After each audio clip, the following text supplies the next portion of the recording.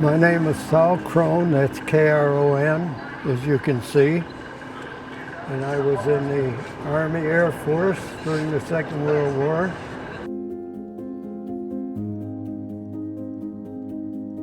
Well, I was kicked around quite a bit because I had joined to be an aircraft mechanic.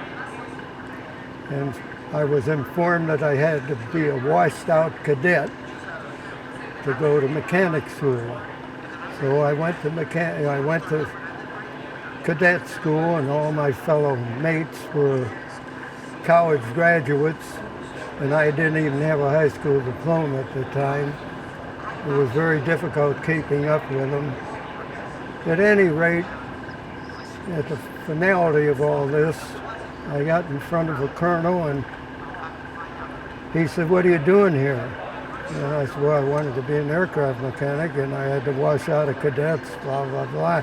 "Well, you're going to aircraft school. You got too much mechanical ability to be a cadet, finish as a cadet, so you're going to aircraft school." So they sent me to Seymour Johnson Field, North Carolina, and the day I got there, the school closed. So I pulled KP for 2 weeks. You know what KP is? Kitchen duty. Anyway, from there they didn't know what to do with me. My wife was traveling along with me most of the time. Well, to make a long story short, I ended up in a group of 220 men, including officers, and we were an ordnance maintenance company that could repair anything from a handgun to a tank. We had 99 shop trucks with 220 men, so like I say, we could repair anything. We were supposed to be on the second wave into Japan, which we didn't find out till we were in the mid-Pacific. And while on the ship, the war ended. So now they didn't know what the hell to do with us. So we watched all our equipment going from one place to the other, all the ships taken off. And we stopped in Saipan. We had a beer, brought it aboard. And then we got to Guam. And we ended up on Guam right behind the chaplain's chapel. And here are 220 guys trying to set up pup tents in the rain, cussing like you can't believe. The chaplain comes out and he's telling us, "You got to hold it down a little bit." Anyway, I was on Guam for 9 months. Ended up that they discovered I knew how to use a spray gun. Anyway, to make a long story short, all the barrack buildings had awnings on them, and Major, or whoever was above him, wanted all the awnings painted blue.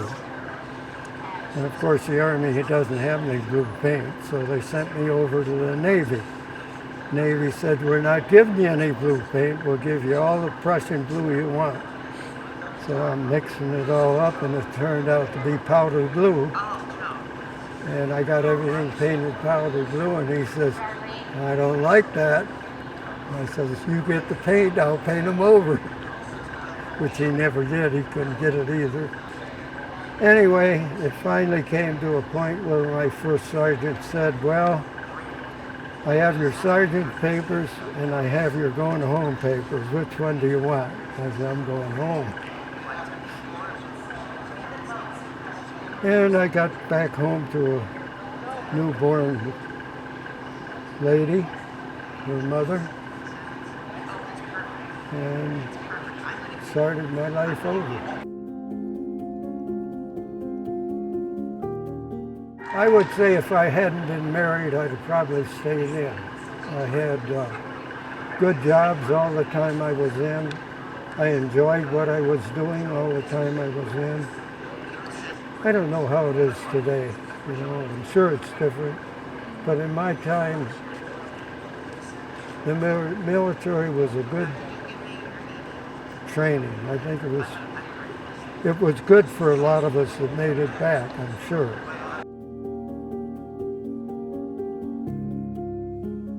I don't know how the reaction to the military is today compared to when I was in.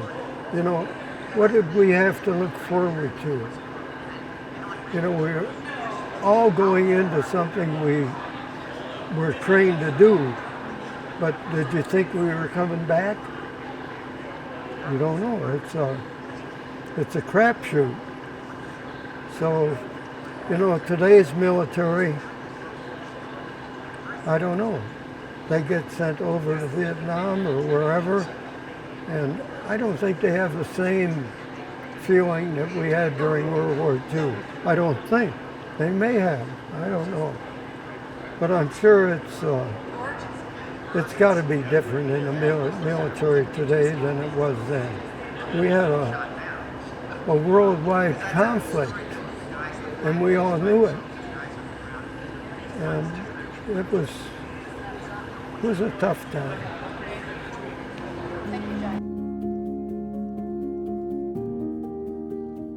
I certainly did. I wouldn't have been there if I had have found a way to get out of it. If I could have. Didn't believe in it. I mean, I definitely believed in it. Even the work I was doing before I went in, everybody I worked with believed in it. I was married before the war broke out, so you know it was a big conflict going in. As to, you know, I got an oncoming family. Here I'm going to war. Am I going to come back?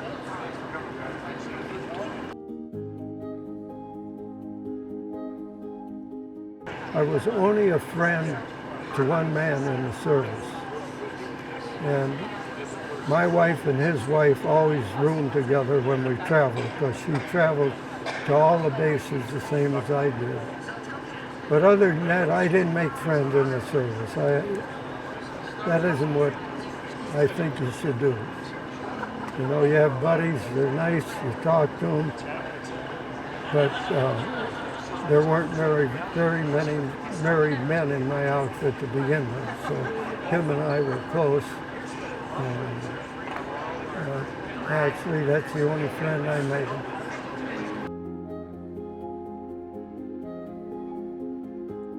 Most of what I knew about your service was around the fact that my mom was born when he was on Guam. And so I knew a little bit about what it was like for my grandfather to be away and what it was like for my grandmother to be, you know, living with her parents and having, you know, a new baby.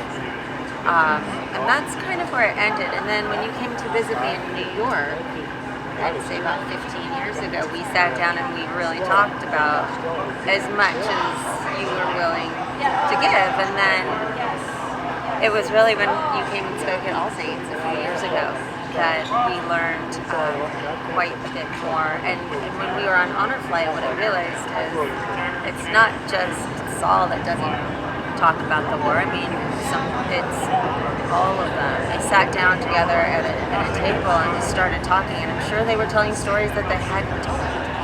And there was a beautiful camaraderie, and all the guardians just kind of sat back quietly and listened.